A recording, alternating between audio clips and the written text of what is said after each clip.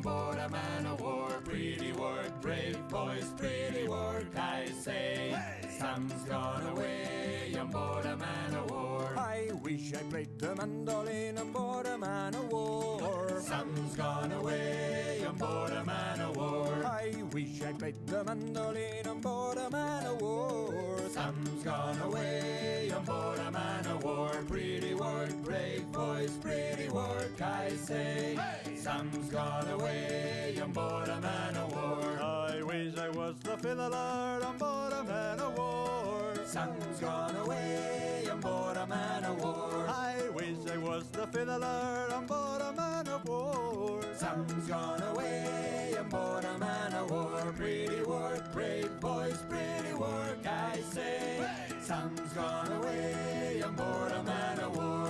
I wish I played the double bass on board a man of war. Sam's gone away on board a man of war. I wish I played the double bass on board a man of war. Sam's gone away on board a man of war. Pretty work, brave boys, pretty work, I say. Sam's gone away on board a man of war. I wish I was a whistler on board a man of war. Sam's gone away on board a man of war. I wish I was a whistler on board a man of war. Sam's gone away on board a man of war. Pretty work, brave boys, pretty work, I say. Hey! Sam's gone away on board a man of war. Let me pull up the chat windows on all my on my windows. Oh, I bid farewell to the port and the land, and I paddled away from brave England's white sands to search for my long ago forgotten friends, to search for the place I hear all sailors end. As the souls of the dead fill the space of my mind, I'll search without sleeping till peace I can find. I fear not the weather, I fear not the sea. I remember the fallen, do they think of me? When their bones in the ocean forever will be. Plot a course to the night, to a place I once knew, to a place where my hope died along with my crew. So I swallow my grief and face life's final test, to find promise of peace and the solace of rest. As the souls of the dead fill the space of my ears, their laughter like children, their beckoning cheers, my heart longs to join them, sing songs of the sea. I remember the fallen, do they think of me?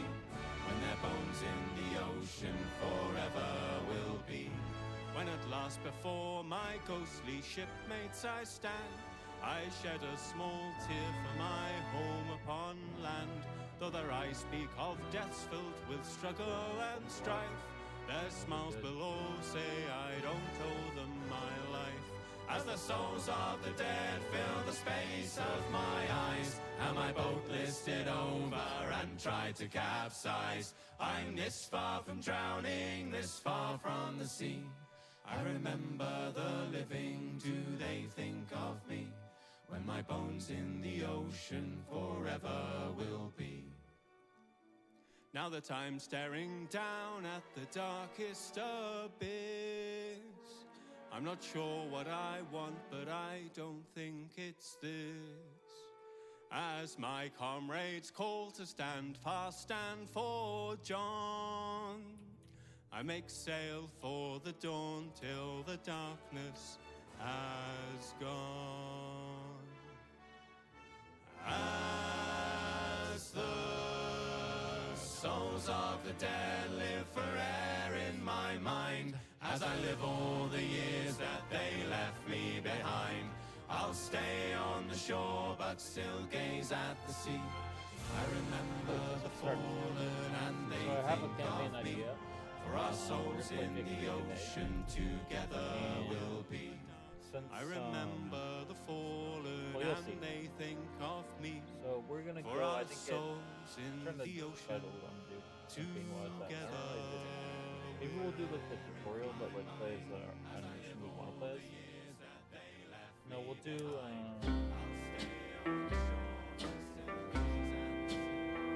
Each time I hold somebody new, my arms grow cold. High on the cliff tops of Norfolk's Green Isle, the women and children stand watching the while. Far down below, the whaleboat unroll, as after the humpback the Norfolk men go. Row, my love, row, and bring back to me the king of the ocean, the prize of the sea.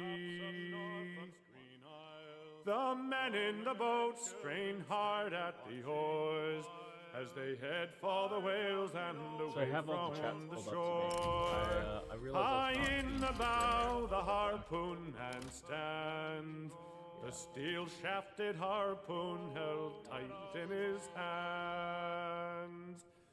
Roll, my love, roll, so in a second, and bring back to me the king of the ocean, the prize of the sea. For the React channel, or the React portion. It's ship your oars, lads, and quiet as you go. The harpoon sinks deep and the blood starts to flow. Hellfire and fury break out on the waves. One flick of his tail would mean watery graves. Row, my love, row, and bring back to me the king of the ocean, the prize of the sea. At last the whale drags the boat o'er the sea, but tires of his efforts the lines to break free. Exhausted at last he floats in the sun. Sharp lances complete what the harpoon's begun. Row, my love, row, and bring back to me the king of the ocean, the prize of the sea. It's back to the island will be a long row. Should darkness come down, then the lanterns will glow. High on the cliff tops the islanders stand and wait for the whalemen's return to the land. I'm not gonna play as a row, my love, row, and bring back to me the king of the ocean, the prize of the sea. With backs nearly broke and blistered hands sore, the whalemen at last reach the land's rocky shore. The joy on friends' faces a pleasure to see, as they welcome them home with the prize of the sea. Row, my love, row, and bring back to me the king of the ocean, the prize of the sea.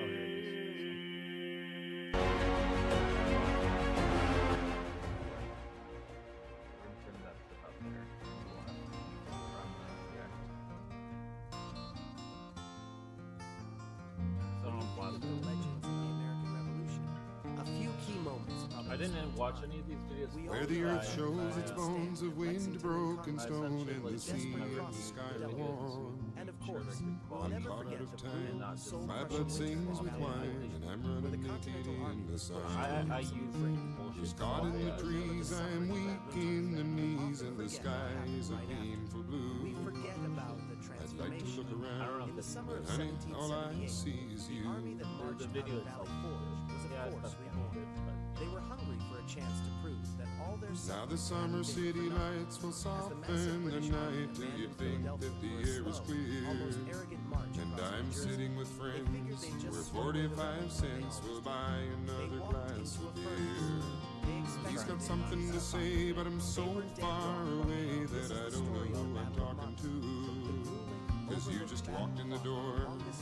honey, all I see is you. And I just want to hold you closer than I've ever held anyone before. You say you've been twice a wife and you're through with life. Oh, but honey, what the hell's it for?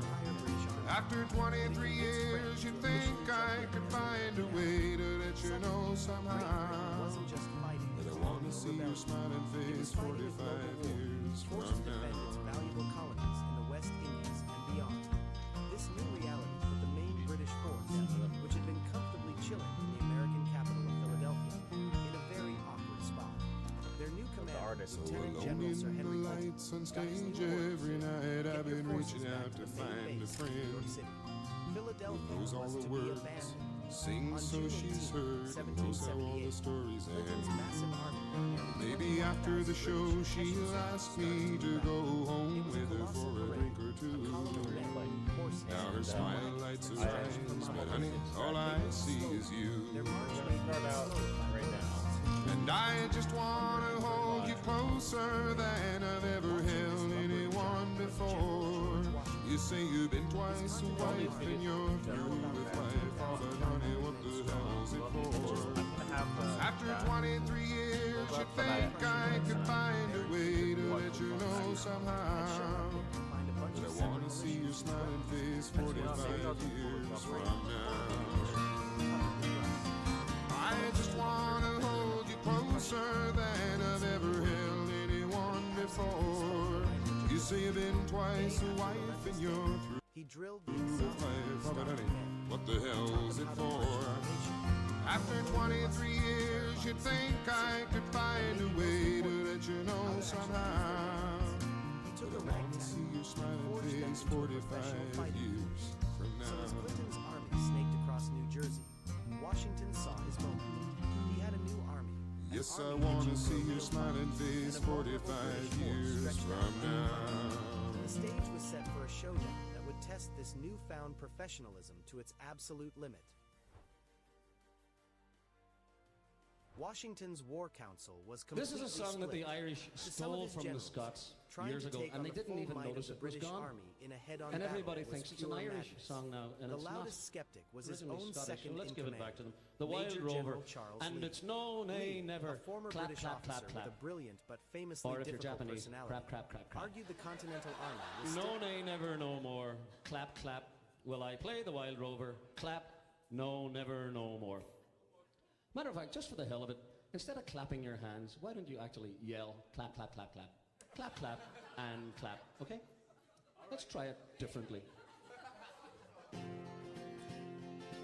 And it's no, nay, never. he was convinced any attack No, nay, never, no more. Will I play the Wild Rover? No, never, no more. I've been a wild rover for many's a year. Spend all my money on whiskey and beer. But now I'm returning with gold in great store. I never will play the Wild Rover no more. And it's no, nay, never. No, nay, never, no more. Will I play the Wild Rover? No, never, no more. Now, Scottish people normally say, right up your kilt at the four clap part. So if you want to try that one. And it's no, nay, never. No, nay, never, no more. Will I play the Wild Rover? No, never, no more. more aggressive on I went into an alehouse I used to frequent. Told the landlady my money was spent. I asked her for credit, she answered me nay, saying custom like yours I can have any day. And it's no, nay, never. No, nay, never, no more. Will I play the Wild Rover? No, never, no more. Okay, we're going to mess around with a stereo here. I I want this side of the room to shout right up your kilt, and I want this side of the room to shout clap, clap, clap, clap. Ready? And it's no, nay, never, no, never, no more will I play the wild rover. No, never, no more. I'm from Mott and sovereigns bright, and late eyes open to wine with delight. She said I had whiskey and wine of the best, and the words that I told you are only in jest. It's no, nay, no, nay, never, no more will I play the wild rover. No, never, no more. Change parts, and it's no, nay, never, never, no more will I play the wild rover. No, never, no more. Okay, we're going to try something different on this verse. I'm going to plug some of the national products of Ireland. Then we're going to... Instead of clap, clap, clap, clap, clap, and clap, I want you to harp, harp, harp, and Guinness. Two harps, one like a baby seals on the ice floes. And it no, nay, never, no, nay, never, no more. But I play I'll rover. No, never, no more. I'll go home tonight, confess I've done. Ask them to run.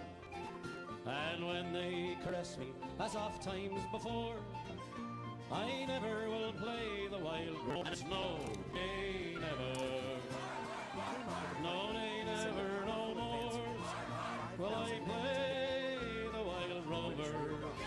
No, never.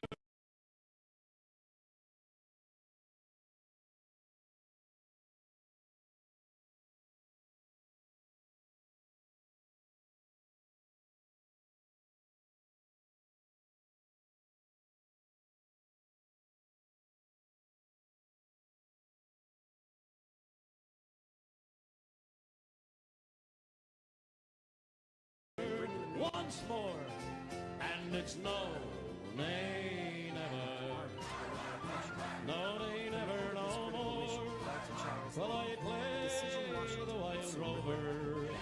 No, never, no more. Still totally convinced the plan was doomed. As the sun rose on June 28, 1778, Lee's force moved towards the British rear, commanded by the formidable General Charles Cornwallis.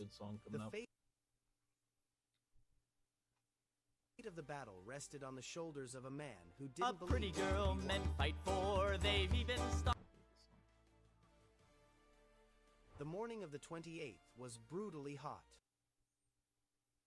As the American advance force got close to Monmouth Courthouse, things started to get confusing. General Lee... the sober man of plenty, and These orders were vague, and at times, they seemed to contradict each other. His plan was to outflank the British rear guard, but he never really managed to communicate that to his commanders on the ground. Units started moving without and together we'll face the world. There's many any coordination, and the first from American attacks merciless were clumsy employment. and Their ambition was their deployment from the minute they left the school. And they save and scrape and ponder, while the rest go out and squander. See the world and rove and wonder, and our happy lives are weak. Oh, the sober man of plenty, and drunkards barely 20, that are men of over 90, that have never yet kissed a girl. But give me a rambling over, fae Orkney down to Dover, we will roam the country over, and together we'll face the world. the British rear guard, made up of elite grenadiers And the light of all creations, and in toil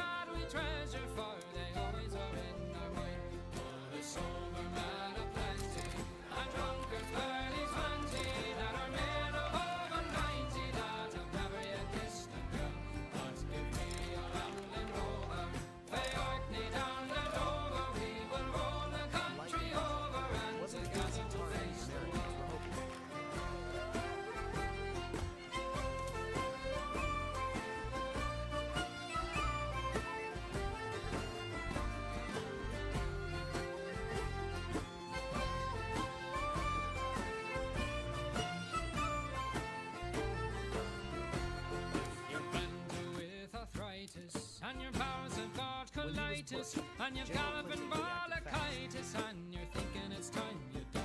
If you've been a man of action, or you're lying there in traction, you will get some satisfaction thinking, Jesus, at least I tried. There's so men of plenty, and drunkards barely 20, that are men of over 90, that are very distant. They are down the over, we will roll the country over, and together we'll face the world. There's so men of plenty, and drunkards barely 20, that are men of over 90, that are very distant. They are down the over, we will roll the country over, and together we'll face the world. Yeah, it's a bit loud. But that's how sea shanties are, I guess. Fucking loud shit, bro. That's good stuff. Once there was a barge lad way up Figured it is the atop wrong the song, but I still like that one. shouting He to gave the skipper, order to "We've retreat, made it home at but this last." wasn't an Well, orderly. I was that barge lad way up atop the mast. But now I'm the skipper, and that young nipper had better be holding fast. Oh, we're loaded down with bales so high, you've got to lean backwards if you want to see the sky. Oh, the Thames may forgive us, but the old never will. So eyes front and away we sail. Oh, you've got to How's be everyone doing? able, way up atop Tactical the mast. withdrawal. Your legs It was better be chaos. nimble and your head better think fast. Well, I was that able, Gotta way shout up out for you atop guys. the mast. But now I'm the skipper, and that young Different nipper is brigades naughty got enough conflicting to love. information, and what should have been a Down with bales so high, you've got to lean backwards if you want to see the sky. Oh, the Thames may forgive us, but the old never will. So eyes front, keep your head, and away we sail. Oh, you've eyes like an eagle, way up atop the mast. It was spotting chaos. all the obstacles that come across your path. Well, I was that eagle, way up atop the mast. Okay, cool. I can see Now I'm the Twitch retreat chat now. quickly Not turned pulled into a over now. disorganized run for How's it. everyone doing? Loaded down with bales so high, you've got to lean backwards if you want to see the sky. Oh, the Thames may forgive us, but the old never will. So eyes front, keep your head, clear your throat, and away we sail. Oh, you've got to remember, way up atop the mast, knowing all the river routes that you never learned from the charts.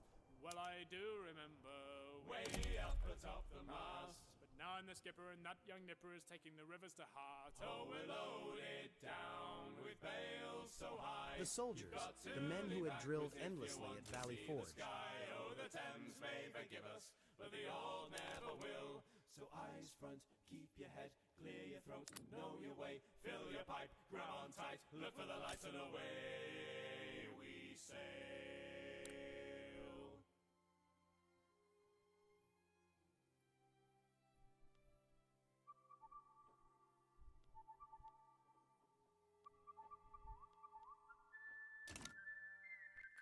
Oh, I know it's a good number.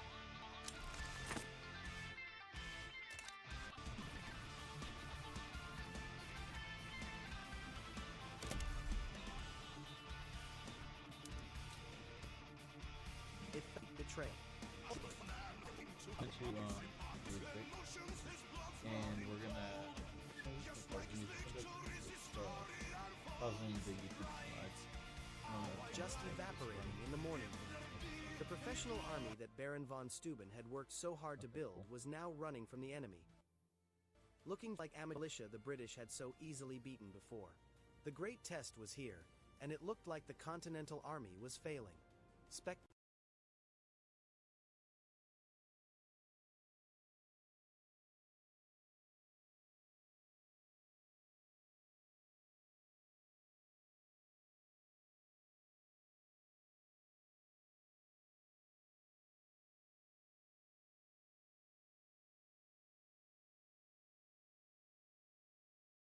Spectacularly.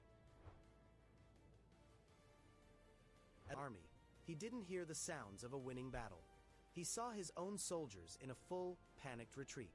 It was in this moment that one of the most legendary confrontations of the war happened. Washington found a bewildered Charles Lee on the road. The commander-in-chief, a man famous for his composure, was filled with a volcanic rage. According to a general who saw it happen, Washington's fury was so intense that the leaves shook on the tree. He furiously demanded to know what was going on, and in that heated exchange, he basically fired Lee right there on the spot. There was no time for arguing. The British were coming, and the army was about to collapse. Washington's leadership was never more critical. Riding among the retreating men, his presence alone seemed to be enough to stop the panic. He immediately started reforming the lines, his voice cutting through the chaos. He put General Nathaniel Greene on the right flank, Lord Stirling on the left, and put Anthony Wayne in command of the center, using some of the very men Lee had just led in retreat. He had bought them just enough time. What came next was one of the most brutal, grueling fights of the entire war. The temperature soared past 90 degrees Fahrenheit, and soldiers on both sides were dropping from heat stroke. One soldier later wrote that being on the battlefield felt like standing at the mouth of a heated oven. But the American soldiers, their lines now held together by Washington himself, stood their ground. They fought off multiple, ferocious British bayonet charges. That training from Valley Forge wasn't lost. It was now on full display. The air filled with the deafening roar of cannons in what became the largest artillery duel of the entire Revolution. And in the middle of all this carnage, legends were born. This is where the story of Molly Pitcher comes from, a woman, most likely Mary Ludwig Hayes, who supposedly carried water to cool the cannons. When her husband collapsed, she reportedly took his place at the gun. Whether it's 100% fact or partly legend, her story became a symbol of the desperate grit the Americans showed that day. For hours, under a punishing sun, the new Continental Army stood toe-to-toe with the best soldiers of the British Empire and refused to break. As evening came, the fighting finally died down. The field was littered with the bodies of men who had fallen in combat or from heat exhaustion. But the American lines had held. They had taken the best punches the British could throw and were still on their feet. The British, battered and exhausted, pulled back. Washington wasn't done, though. He planned to rest his men and hit them again at dawn to finish. He pushed his men, taking control of the battle. A huge victory right there on the field, ready for a final bloody fight in the morning. But when the sun rose on June 29th, the field was empty.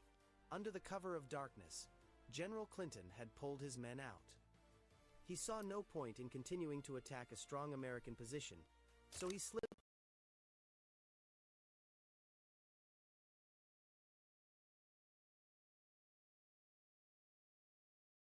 his army away in the night and continued his march to the safety of New York City. The Battle of Monmouth was over. So, who actually won? On paper, the battle was a draw. The British got their army to New York, and the Americans didn't destroy them. American casualties were around 362, while the British lost over 300 men. But in just about every other way that matters, Monmouth was a huge American victory. Washington's army held the field at the end of the day. More importantly, they had met a full-strength British army in a traditional open battle and fought them to a standstill. The brutal training at Valley Forge had paid off. The Continental Army was now a professional force, one that could stand up to the finest troops in Europe. The battle had a huge impact on leadership, too. For Washington, it was one of his finest moments. It cemented his authority as commander-in-chief and shut down the political critics who had been plotting against him. For Charles Lee, it was the end of the road. He demanded a court-martial to clear his name, but was found guilty of disobeying orders and disrespecting Washington. His military career was over. The Battle of Monmouth often gets lost in the history books, overshadowed by the big surrenders at Saratoga and Yorktown. It didn't result in a captured army or win any new territory, but its importance is hard to miss. It was the last time the main British and American armies would clash in a massive head-to-head battle in the northern part of the country. After Monmouth, the war's focus would shift south. Ultimately, Monmouth was the proof of concept for the American Revolution. It was the moment the Continental Army, forged in the fires of Valley Forge, proved it was for real.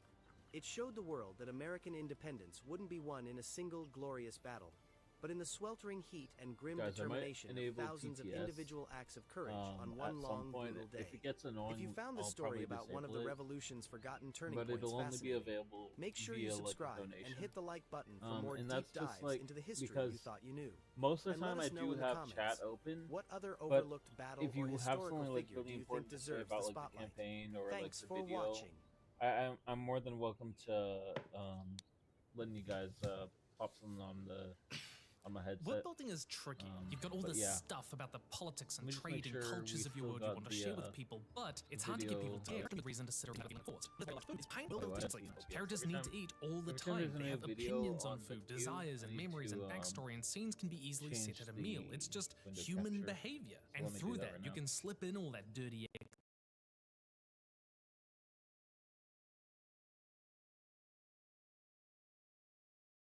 exposition about the world you love without it feeling like an info dump. It's a really subtle but really powerful way to deepen your world. Oh, and by the way, did you know if you scan this delicious, tasty QR code, my next 2 videos are already waiting for you over on Nebula, which only deepens our world building and writing discussions from.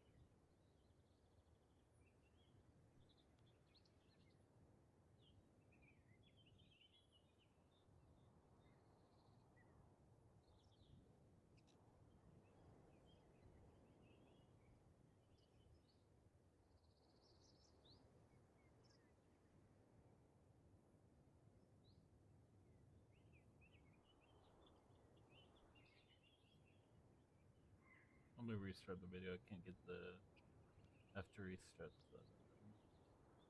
Give me a second. Because I'm trying to. What I'm doing right now is I'm changing the scene to a different video. For some reason, with the new version of OBS, you just got issues regarding like when it's like whenever I have a queue, right, on YouTube. I queue videos up for the lives, but when I what the fuck is this image, bro? It's restarted. Give me a second.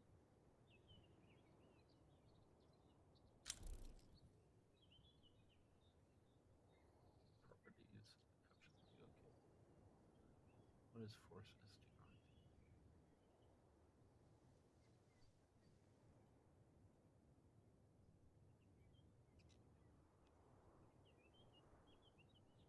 Let's if we keep having this issue with the audio from the YouTube, we'll restart the music and swap over to that.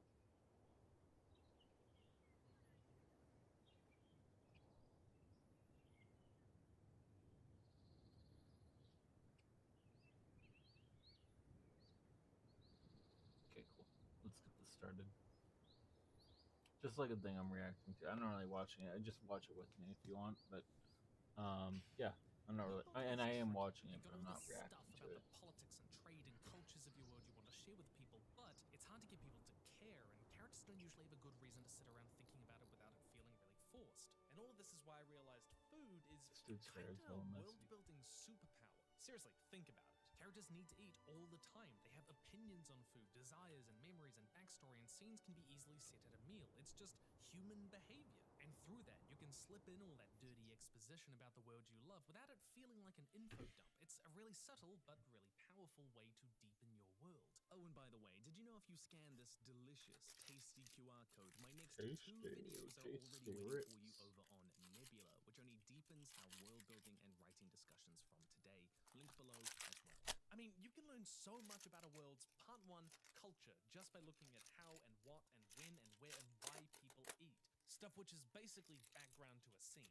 In Avatar: The Last Airbender, nomad cuisine tends to be simpler and closer to the raw ingredients. Think apple salad, moon peaches, onion banana juice, minimally processed foods and ingredients which can be easily gathered or scavenged from nature by a nomadic people who can fly anywhere. Fire Nation cuisine, on the other hand, is more processed, relies on more complex cooking techniques and temperature control, especially often using firebending in the process with more meat supported by its industrialized economy. You can explore deeper cultural levels, like food often has a lot to say about gender roles. In Brandon Sanderson's Dark, looking at these spicy and intense dishes while women get milder, sweet curries. It's all to kind of demonstrate these lengthy ideas of what gender is. Men are expected to be hardy, tough, warrior leaders. Women are modern, and I hear you. That's it. Made me listen out. Like, look closely at this. What is it? Whiskey. It's also a symbol of masculinity, while things like salad and bacon are only associated with the or the role meat plays in, or what's this out of relation with environment, how prominent certain kinds of meat and consistent about science leadership and what people are food. The sea never sleeps. Through every empire, every crown, every flood and border drawn, it continues, the slow breath of eternity against the shore. The world has changed, rise, language is split, names are rewritten, yet the rhythm of the tide remains, and with it, the people who have always called its edge home, the Frisians. In the centuries that followed the Age of Kings, the Low Countries became a tapestry power. Experts ruled from far, written languages soared to the wind. Armies marched across dikes and fields, but the sea did not move. In quiet beyond reach of palaces, farmers still looked to the horizon each morning, listening to the murmur of waves before they began. Then came gentle merchant thinkers, those believed that freedom could be shaped by trade tide. Freedom joined the cause. Ships not only goods, but liberty, dignity, endurance. The people who had fought Rome now turned their quiet fight toward empire once again, fought to conquer in themselves. Still, the centuries moved, one advance, one retreat, following testing the generations. And we're going to build so we're going to build a military shipyard. So what we need to build that? It's hardwood, cloth, possibly regular wood. I don't know, because hardwood, cloth, fabric, and iron. Well, we're going to need iron if we build. Well, actually, no. We don't need that to build a tool because we log in camps. In the 19th century, in the world rushed toward machines, Cosmo walked the old villages, listened to stories from fishermen, hymns from whistles, fragments of speech from shepherds. To him, it was memory woven out. He wrote down, preserved it, held it against the erasing hand of time. Because of him, the voice of Frisia still speaks, not as relic, but as living breath. I'm only gonna go till 10 o'clock tonight because I want to get a good sleep. I've been up kind of late last couple days. It's just gonna be about my gun live at like 8. I don't know. It's possible we could go longer. I could go. I could go longer, I guess. Maybe yeah, we'll do we'll do 20 minutes of pro, and then I don't know if we get killed in Mexico or Britain. Yeah. The wars of the modern age reached trenches of Flanders, sirens, or Amsterdam, soldiers trudging across reclaimed land that once lay beneath waves. Through upheaval, the Frisians endured with the same quiet defiance that had carried them since the first boundary was built.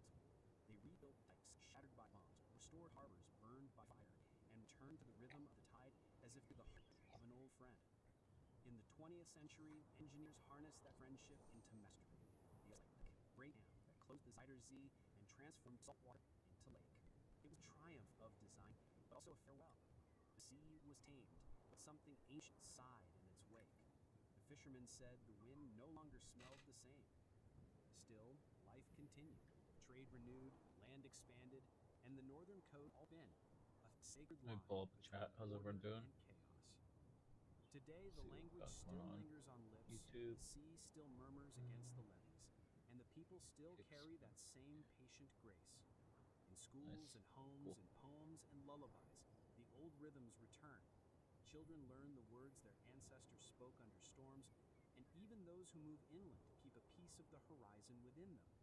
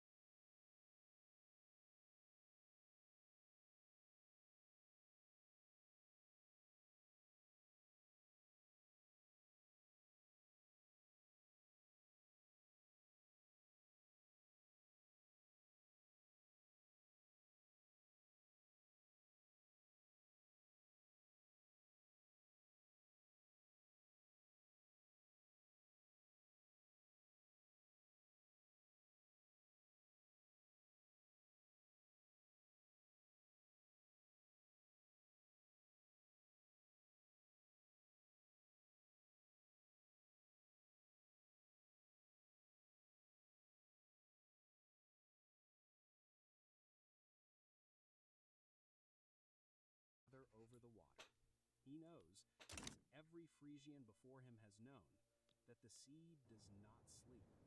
It only dreams. We have always lived with the sea. Through flood and famine, through empire and independence, through the slow turning of centuries, it has remained patient, eternal, familiar. It is the first story and the last, one teacher that never forgets. And when night falls over the coast, the wind carries out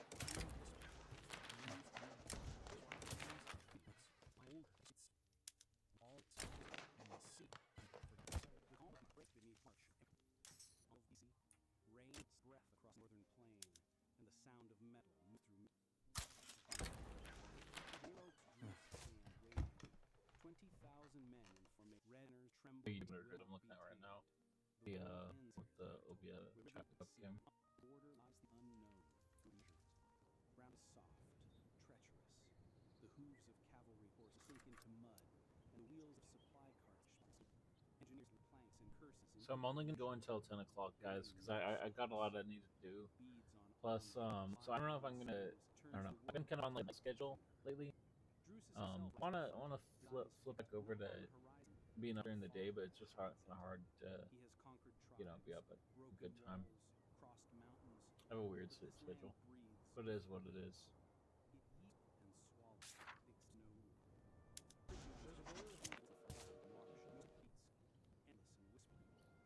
The wind moves through them like a living thing.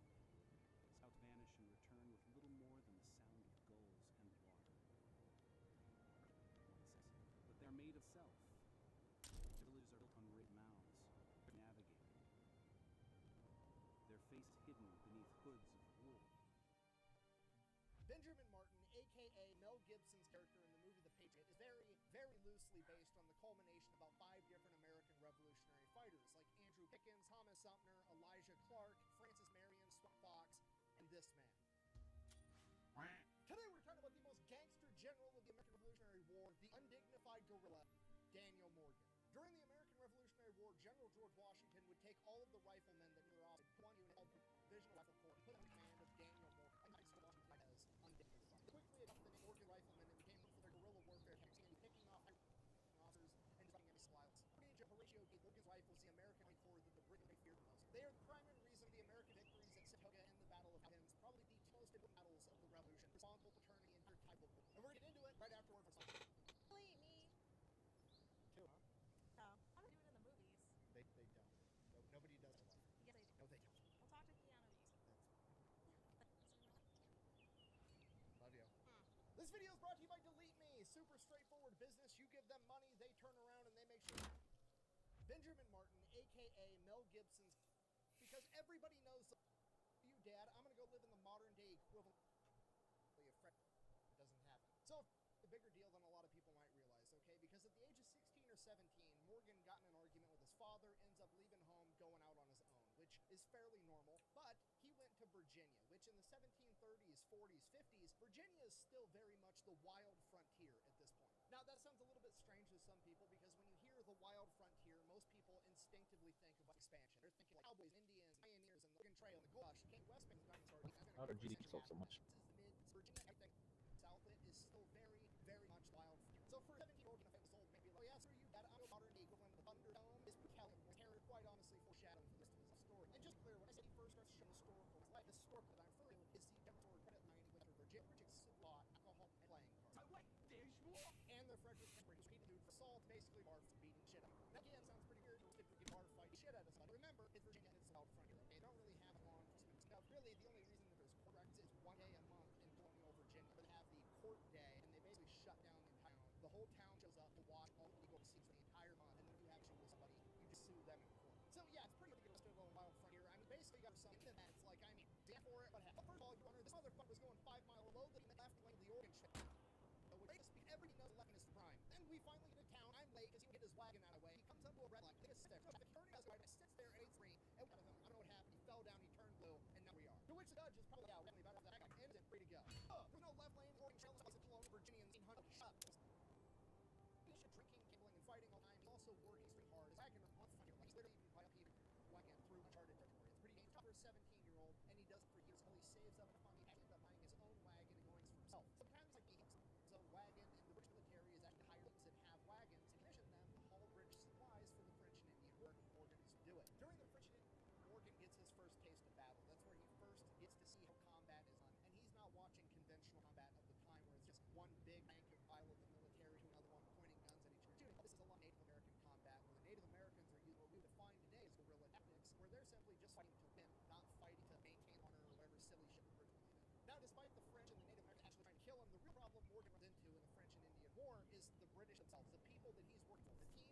They suck. Okay, because technically like a They're, civilian contractor. it's what I'm predicting he's gonna say here is like essentially the British were arrogant and were treating him like shit because he was from the colonies type of thing, and that's my best guess on what he's gonna say there. But yeah, I'll let it run. They treat all these guys like absolute dog shit. And one day, one of the British officers is kind of talking down to Daniel Morgan. He's talking smack, at which point Daniel Morgan, being the defiant rebel that he is, immediately talks smack back. And the British officer draws his saber and smacks Morgan across the face with the flat side of the sword. At which point Morgan gets off his wagon and knocks this British officer out. Now this is a huge problem because while he's technically not part of the British military, as Dropped far a as writ the and then British I military crushed is it by concerned, he's accident. still subject to British Give me a military second. punishment, and Daniel Morgan is sentenced to 500 lashes, which essentially is a death sentence. They're just not coming out and saying it. They string him up and they lash him 500 times.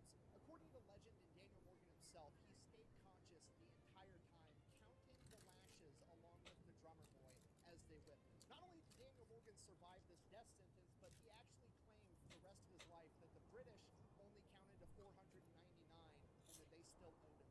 So obviously Daniel Morgan doesn't really care much for the British anymore. Despite that, he does fight on behalf of the British one more time during the French and Indian War. There's this British officer by the name of George Washington who's going around Virginia, gathering up a bunch of like rough, tough frontiersmen that are going to be formed into a militia group known as the Virginia Rangers. He's going to have them go and patrol and essentially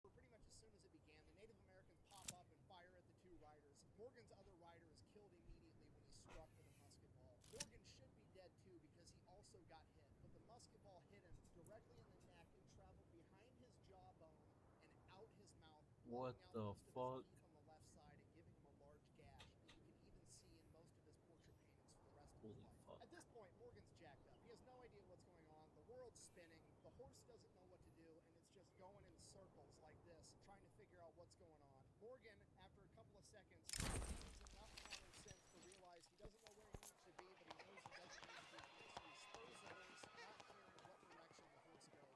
Luckily, the horse ends up taking him directly back to Fort Edwards. Morgan ends up surviving. Okay, just so we're all on the same page. He's like 36 years old. It's a second Daniel Morgan has essentially been sentenced to death by the British military and just shrugs it off. Okay, he then goes back into war, becomes a guerrilla fighter with a tomahawk and a musket, and then he ends up getting ambushed and gets shot in the head in the 1700s and survives.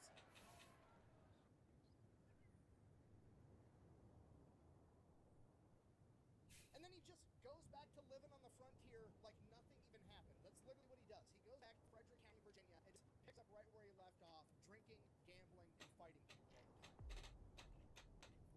So Daniel Morgan's back in Frederick County, Kentucky. The only historical record we have of him at this point, again, is the court records and general store records at Winchester. Same thing. He's getting bar fights. He's drinking. He's gambling. I was earlier about being very hard to get arrested in Virginia in the 1700s. He does manage to do it on several occasions. In 1760, he actually steals a horse and a cart. And being a horse thief back then is kind of a big deal. So he does get arrested. He gets ordered to pay back the horse. And then the very next year, in 1761, he gets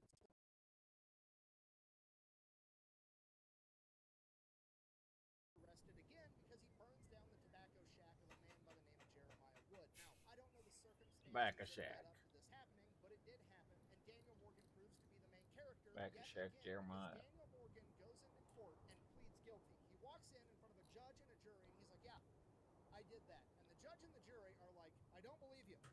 You're innocent. And Morgan's just like, dope. All right. Then a couple years after that, in 1763, he apparently changes it up and starts looking for a wife because according to the Winchester General Store ledger, there was approximately 3 women all using Daniel Morgan's credit line to buy lingerie, chocolates, and other small items. And by the next year, 1764, that number had dwindled down to just one, a lady by the name of Abigail Curry, who would go on to become his wife, and they would have 2 daughters, Nancy and Betsy. Okay, now what's important to understand about his wife Abigail is that, socially speaking, she's way out of Daniel Morgan's league. She is the daughter of a pretty wealthy farmer in the area, and that's a big deal because, like, how you get social status at this point in time is owning land, and her father owns a ton of it, whereas Daniel Morgan is just like the bad boy horse thief with the scar on his face and the scars all over his back, and he's just this huge monster of a man. But simply bagging and marrying the rich girl wasn't enough for Daniel Morgan. He wanted to start climbing that social ladder. The only way he could do that was to become a landowner. The problem is, he made more money running his be able to as a farmer, but he ended up buying an so that he could start working way up the social ladder. Reason we're gonna be in the whaling station right here, even though we already got we're already building the livestock ranches. So the reason for that is he's only produced cloth and meat. But I need the I'll show you. Come on. Choose the population. There's a certain category each good has had what the tops. The smallest one is typically the best way about seeing the details. We'll do bureaucrats. We're gonna go here. These guys. And we're gonna put them up. Workforce income. Equal consumption right here.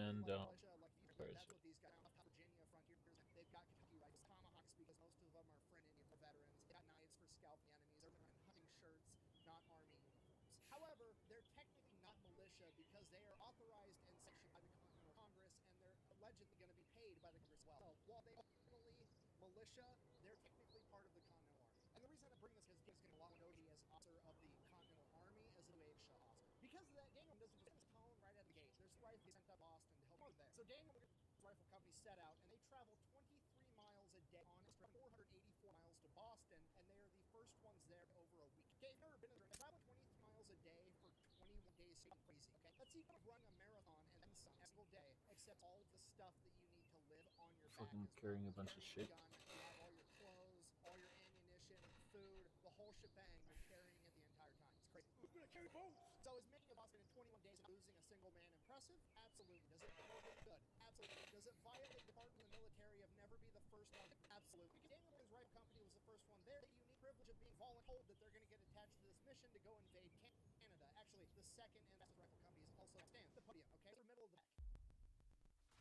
This new hotshot young officer that he regards as strategic deterrent, and his name is Benedict Arnold. And basically, what Arnold was cut with is being like, hey, we declared it's forbidden. We're not fighting it. Here, we just started with the fighting. Worse, what we invade Canada, we take over Quebec, and we keep colony of that way. The English, rather than trying to fight the 13 colonies, immediately focus on fighting the 14th colony to reclaim what we most recently took, and can divert all of our resources there to duke out with.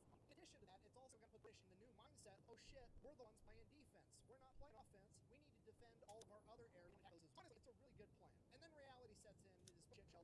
They saw off with about 1,100 men. There's 3 Virginia Rifle Company, a Continental Army, and the Virginia Rifle Companies kind of ruled by Congress. We were raised to be here. We were separate from this chain of command known as Benedict Arnold guy. We don't really want to associate with him. We only want to take our orders from Daniel Morgan. At which point, Daniel Morgan, always being starving for social status, is like, I mean, hey, the boys want to take orders from me, not you. To which Benedict Arnold, just trying to keep everybody together, is like, fuck, okay, fine, I don't care. Just take your 3 rifle companies, you spearhead, you can be our scouts, that's what you're good at anyways. But that's the least of their worries, because the entire journey into Canada is pretty much an unmitigated disaster. Almost the entire force ends up getting dysentery from drinking unpurified water. They end up losing most of their food and medical supplies crossing rivers, and by the time they make it there, they're literally starving. I'm not like they were low on food and they were rationing and they were really hungry. Like, no, there's multiple accounts of men boiling shoe leather and eating.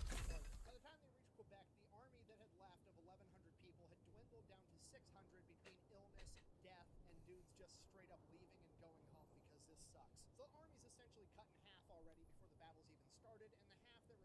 pretty beat up, starving. Benedict Arnold realizes he's not going to be able to take the city of Quebec under these conditions, so he just sets up camp, writes some letters, tries to get some resupply, and tries to get more backup. Luckily enough, resupply does end up making it. He ends up getting all his men fed, and then shortly after that, on December 17th. So now the government got their guys fed.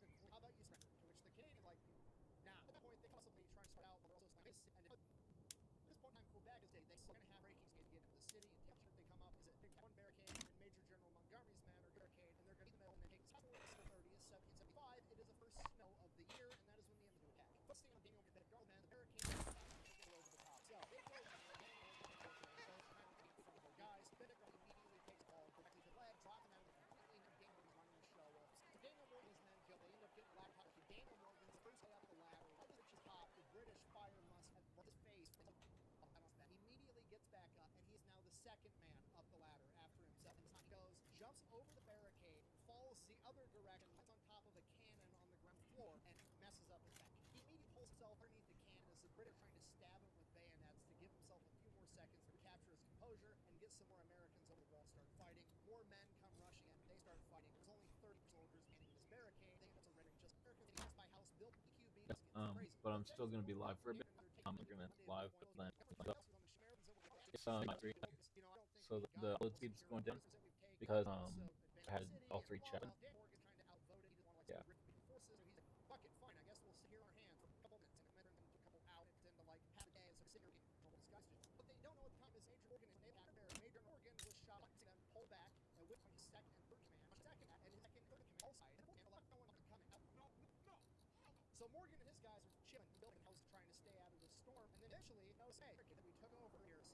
It's these guys at the top of it. Did we not leave on the entryway we took? No, we didn't. Fuck. Damn, we're gonna be honest. He knew he should have seen the backup to come. He should have just kept pressing forward. He could take over the entire city by now. But then it's sitting to listen to everybody else, and now they all march back to the barricade. As they're marching British Navy officer walks out the top of the barricade, he opens the door. Him and some guards come out, and Arthur literally has the name Anderson. Yells down Morgan and his men, surrender your arms. To which Morgan immediately shoulders his confide and shoots that guy directly in the face. Immediately they come running up ladders, and they full scale assault the barricade. Now going the other way, they get back, and then they try again. They get driven back again, at which point they retreat back into the city. They're DB with rifles and muskets for hours, and then eventually they police around and they have nowhere to go. At this point, the American reply was small batch by small batch. Daniel Morgan is the sole American and refusing. So they get him separated, they surrounded and get him just a bunch of troops with muskets at all pointed at him, standing there with his saber, refusing to surrender. The British like, what's gonna come here? Remember, Daniel Morgan's like 6 foot 2 giant with sword, being like, who's man enough to come here? British guys like, I have no idea what to do. If we kill the commander, their current army is gonna break loose all over it. So they don't want to kill him, but also they don't want to go try to get sword in person. Shit. Luckily, what has my mission? I don't know why. I just send a guy go. But one way to witnessing this, Morgan, this priest walks up to him with the sword and gives his sword to the priest and says, I'll give you, I'm not giving it to any of these scoundrels. And they take Daniel Morgan, the rest of the men custody. Just all their speaking, this is a complete and utter disaster. This is Humble Army's first major defeat. 30 Americans have just been murdered and 41 been taken prison. From here, Daniel gets almost an entire year as a struggle. You can understand at the time that a lot of the British military officers and the United States Army officers all know each other. Because all the United States Army officers used to be British officers, so like they're acquainted. A lot of them are well because they know about Benedict Arnold, General Washington. They go up to Daniel Morgan and they're like, hey, hear me out. We'll give you a pardon, so you're innocent, and then we'll make you a colonel in the British military if you trade sides and come work with us because you're awesome. At this point, Daniel Morgan, remembering the 499 scars on his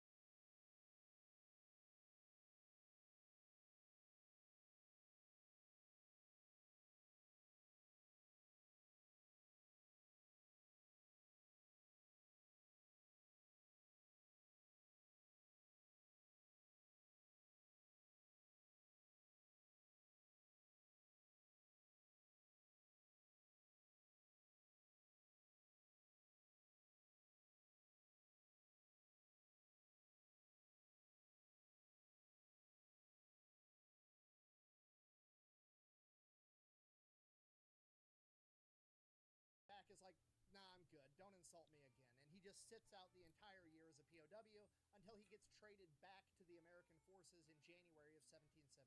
So Daniel Morgan gets traded back, and he, is waiting around for orders, trying to figure out what's going on. Apparently George Washington had petitioned Congress to end up making Daniel Morgan a colonel, which is incredible news to him because he thought he was going to get like killed in the shoulder, aim musket in a general direction, pull the trigger like the Hurricane rifles a bit on the day on the stand then before it isn't it's more of a two officer the first Eagle battle rock of the day stated for that reason George Washington took most of them and had stunned one unit up to rifle or Daniel or direct orders and in those guys quote and quarters made a European war necessary and I know of the four the detective members a great discipline their progress kept fancy for hey Daniel Morgan if I guerrilla warfare enough that you do more okay if you're not picking up on what I'm trying to George Washington himself has killed the grenade that is Daniel Rifle Corps and thrown red overs of Daniel in the British Rifle Corps go make warfare, rampage, shoot on lines, pick off others, do absolutely everything you can to understand takeaway video, okay? It's like nerds think when American Rifle, and that's basically the culture movie all you understand. America one of the Americans, absolutely everybody.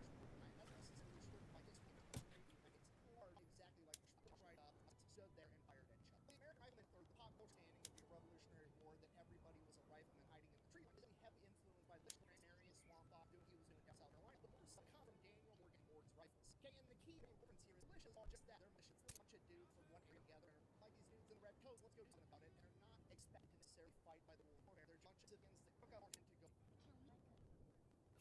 Contrast to that, the Divisional Rifle Corps is part of the Continental Army. The men that prize it are not a bunch of farmers that grab a skin over the fireplace and win war. No, these are professional soldiers that have been trained to fight in warfare, and then they put together in South to conduct asymmetric warfare against the enemy. In a lot of ways, Morgan's rifles are American special forces. What is your profession? Because of this, Morgan gains a lot of variety and honestly a lot of hate from the rich because it's a completely different genre. Right? When militia is, that's one thing, they're the irregular, non-professional fighting or hook arms. They're going to do whatever they're going to do. Don't let an official part of the Continental Army military be this way. It's the British are like, hey, we're into it no matter what. We're going to do it. If you're not talking about Morgan and the Divisional Rifle are a huge part of the reason America had more than it does. If not China never war crime time, especially the guerrillas are months in 1777 ships down in me under the command of to go south and Pacific, which will divide the two, and they will divide and conquer, surely leading to a British victory. This absolutely cannot happen. So Horatio Gates and Daniel Morgan are going to go stop him at a place called Saratoga.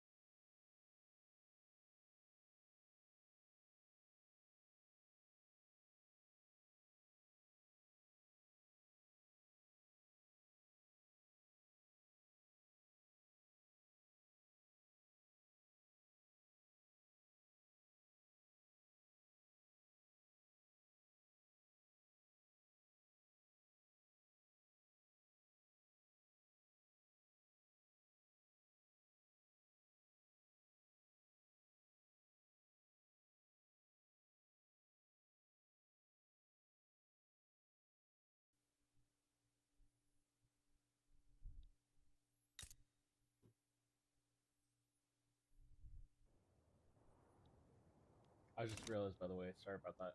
I realized that we weren't having the video or the audio feed for the video. It wasn't running. Sorry about that. Anyway, yeah, hold on.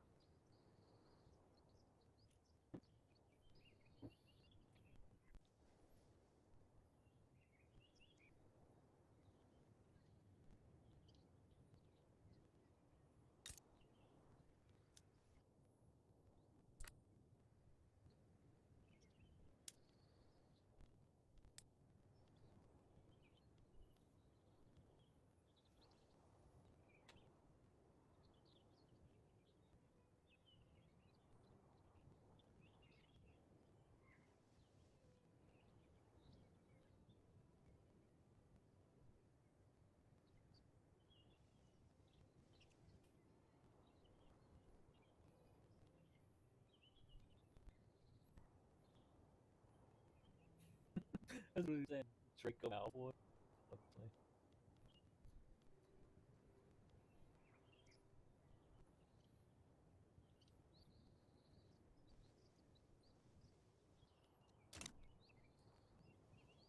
The reason they're saying that, even from the British perspective, so like, if you think about it, like, when let's zoom out on this. So like, say like you're way over here, say, you know, I mean, your perspective, you're not gonna hear jack shit from like the people here. You're gonna hear guys, you know, and like ruining and you know, something like that, you know.